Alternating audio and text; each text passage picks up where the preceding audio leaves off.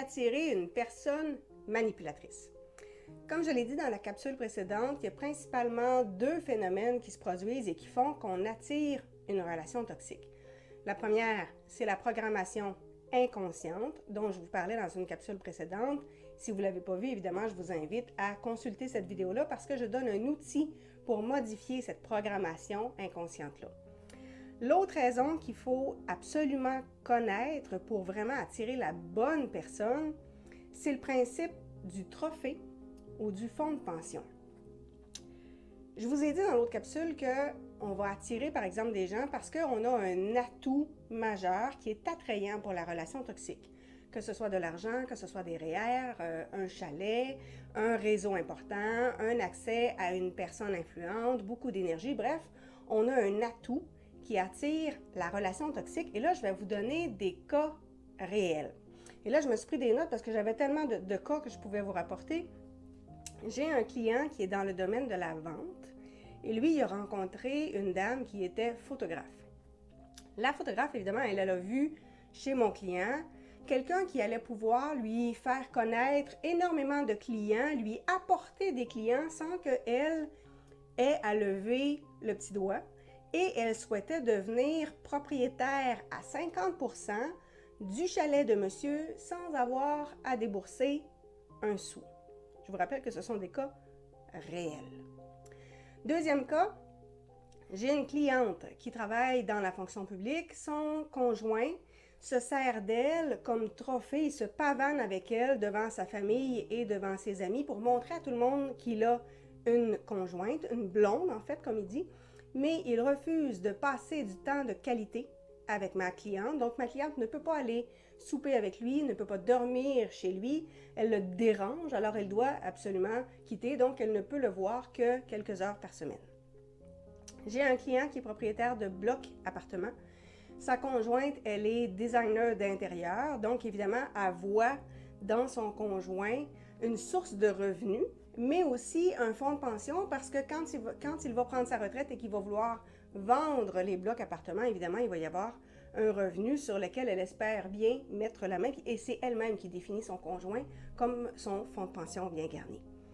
J'ai une cliente qui a démarré une entreprise dans le domaine du loisir et son conjoint l'a convaincue qu'elle n'aurait jamais démarré son entreprise sans son aval à lui et elle l'a donc convaincu de lui verser 1000 $ par mois parce qu'il avait été d'accord avec son idée. Elle lui donne donc 12 000 $ par année pour rien. J'ai un client qui a fait la connaissance d'une bénévole dans une organisation. La dame voulait quitter son mari. Elle n'avait pas un salaire suffisant pour se trouver elle-même une autre maison. Donc, elle a vu dans le patron de l'organisation quelqu'un qui allait pouvoir la faire vivre et évidemment l'héberger. J'ai une cliente qui est dans la fonction publique, qui est très, très sportive, donc elle a beaucoup d'énergie.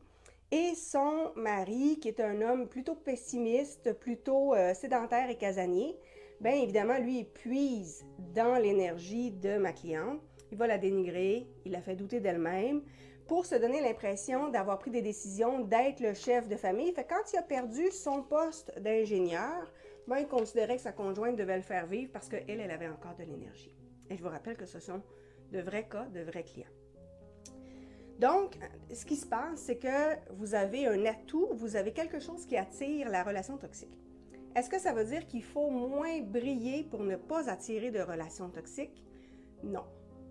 C'est même le contraire. Ce que vous avez à faire, c'est plutôt de vous consolider. Parce que c'est sûr que la personne toxique, elle ne veut pas faire l'effort de se développer, elle ne veut pas faire l'effort d'aller chercher ce que vous avez. Elle veut vous le prendre parce que c'est beaucoup plus facile pour elle, ça lui demande moins d'efforts.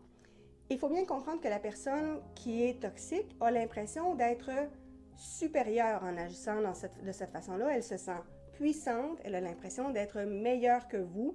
Ça lui donne l'impression d'être vivante, d'être quelqu'un, d'exister.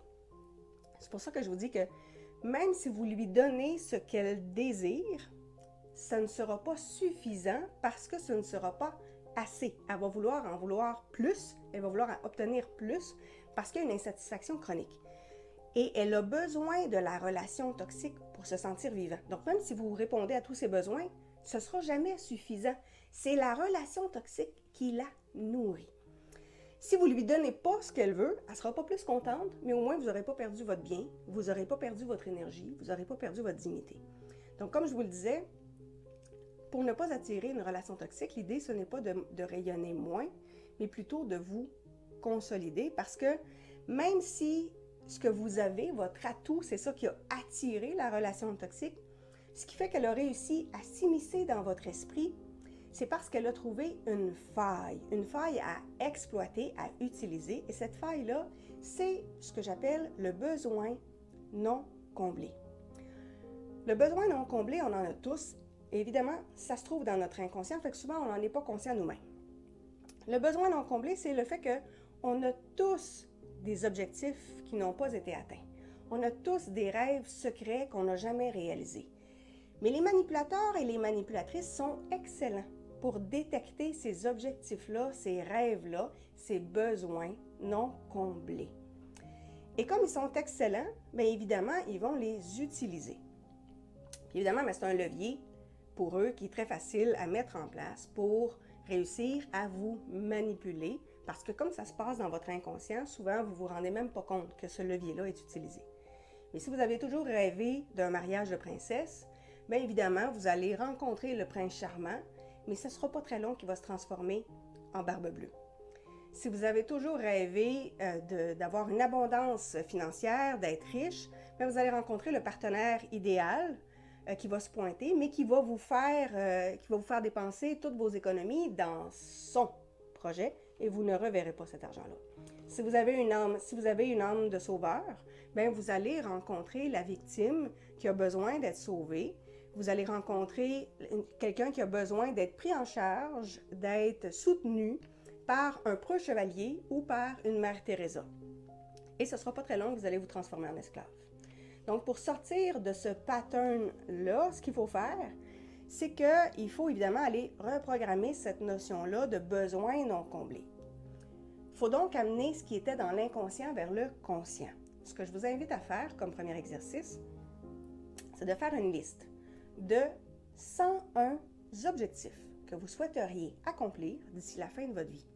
Des expériences que vous aimeriez vivre, des voyages que vous voudriez faire, des biens que vous voudriez acquérir, des langues que vous voudriez apprendre, des gens que vous voudriez rencontrer, des formations que vous voudriez suivre, un instrument de musique dont vous voudriez apprendre à jouer. Bref, l'idée, c'est de faire une liste de 101 objectifs, ça va vous prendre un certain temps, et graduellement d'identifier ce que vous pourriez accomplir dès cette année.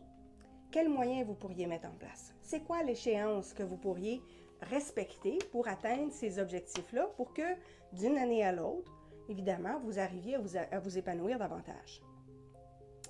Et donc, c'est important de rendre conscient ce qui était dans l'inconscient pour graduellement combler nos besoins non comblés. Mais évidemment, il faut se connecter à une énergie de plénitude. Parce que si vous pensez à vos objectifs avec une énergie de manque parce que vous ne l'avez pas maintenant, vous allez attirer du manque. Dans la capsule précédente, je vous ai parlé du système réticulé activateur, cette zone-là du cerveau qui va scanner dans notre environnement ce qui pourrait être important pour nous. Mais votre système réticulé activateur, il va identifier, il va repérer autour de vous des situations qui résonnent avec ce que vous êtes, ce que vous vivez actuellement, et non pas ce que vous voulez. Ce n'est donc pas le rationnel qui mène et qui va déterminer ce que vous allez attirer, c'est votre côté émotif. C'est vraiment ce qui est dans la programmation. C'est pour ça que je vous invite à regarder la capsule précédente. Donc, pour sortir du pattern du trophée ou du fonds de pension, c'est important de croire profondément que vous pouvez attirer une relation, que vous allez mériter d'avoir quelqu'un avec qui vous allez pouvoir rayonner de joie, de paix, de sérénité, d'amour. Il faut vraiment être en mesure d'y croire. L'autre chose, vous épanouir un peu plus de jour en jour. Plus vous allez vous épanouir, moins il va y avoir des failles sur lesquelles le manipulateur ou la manipulatrice va pouvoir s'accrocher. Ensuite, il va rester ici, évidemment, à reconnaître les gens qui ne sont pas faits pour vous parce que l'univers est bien fait, il va vous envoyer des tests. Il va vérifier si vous avez vraiment compris la leçon, si vous avez vraiment appris. Et à ce moment-là, il va vous envoyer des gens qui ne sont pas faits pour vous, pour voir si vraiment vous êtes capable de vous connecter à l'énergie de la plénitude, si vraiment vous êtes vraiment au fait avec vos besoins non comblés et vous êtes vraiment dans une reprogrammation de votre inconscient, ou si au contraire, vous êtes encore en train de tomber dans un piège. Et ça, on va le voir ensemble dans une prochaine capsule. On essaie de vous offrir tous les outils les plus à jour pour vous permettre de rencontrer la personne qui vous convient. Sur ce, on se retrouve bientôt pour une prochaine capsule. Au revoir.